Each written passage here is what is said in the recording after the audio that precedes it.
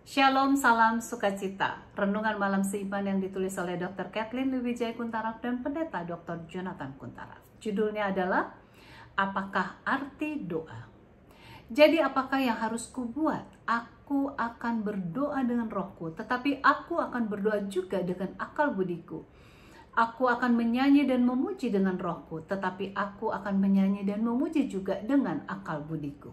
1 Korintus 14 ayat 15.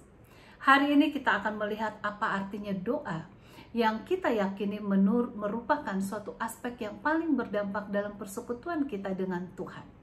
Tidak dapat disangkal bahwa salah satu aspek spiritualitas Kristen yang paling memuaskan adalah berdoa, di mana waktu disisihkan sekedar mendengarkan Tuhan, menyerahkan hidup kita ke dalam tangannya dan menyampaikan keinginan hati kita.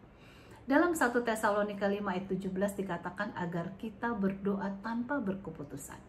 Kemudian kalau kita baca dalam Yohanes 14 ayat 13 sampai 14, Yesus mengatakan, apa saja yang kamu minta dalam namaku, ini akan aku lakukan supaya Bapa dimuliakan di dalam Anak.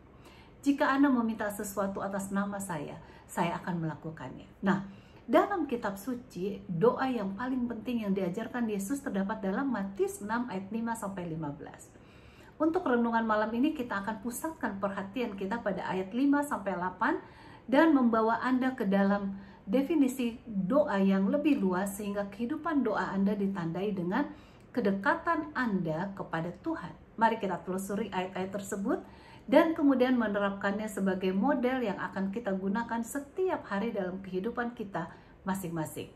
Yesus berkata, dan ketika kamu berdoa, janganlah kamu seperti orang-orang munafik, karena mereka suka berdiri dan berdoa di rumah-rumah ibadat dan di sudut-sudut jalan, agar mereka dapat dilihat oleh orang lain. Sesungguhnya aku berkata kepadamu, mereka telah menerima upah mereka. Tetapi ketika Anda berdoa, masuklah ke dalam kamar Anda dan tutup pintu dan berdoalah kepada Bapa Anda yang ada di tempat rahasia. Dan ayahmu yang melihat secara rahasia akan membalasmu. Dan ketika Anda berdoa, janganlah kamu bertele-tele seperti kebiasaan orang yang tidak mengenal Allah. Mereka berpikir bahwa mereka akan didengar karena banyak kata mereka. Jangan seperti mereka, karena Bapamu tahu apa yang kamu butuhkan sebelum kamu memintanya. Pertama, Yesus mengajarkan kita bahwa kita harus berdoa secara pribadi.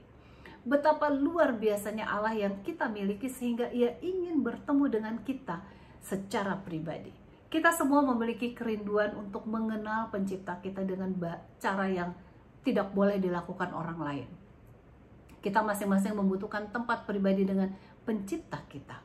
Sangat penting untuk berhubungan dengan Tuhan bahwa kita menyisihkan waktu untuk mendengarkannya dan berbicara dengannya muka dengan muka. Di tempat rahasia inilah hubungan kita dengan Tuhan akan semakin mendalam dan kehidupan kita akan berubah secara radikal.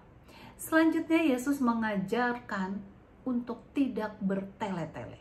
Ingat, doa itu mengubah kita, bukan mengubah Tuhan.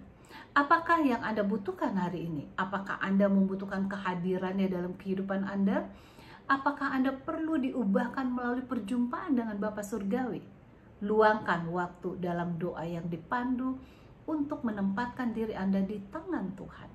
Dan biarkanlah Ia mengubah Anda dengan kebaikan dan kasih-Nya yang sungguh sangat ajaib itu. Tuhan Yesus memberkati.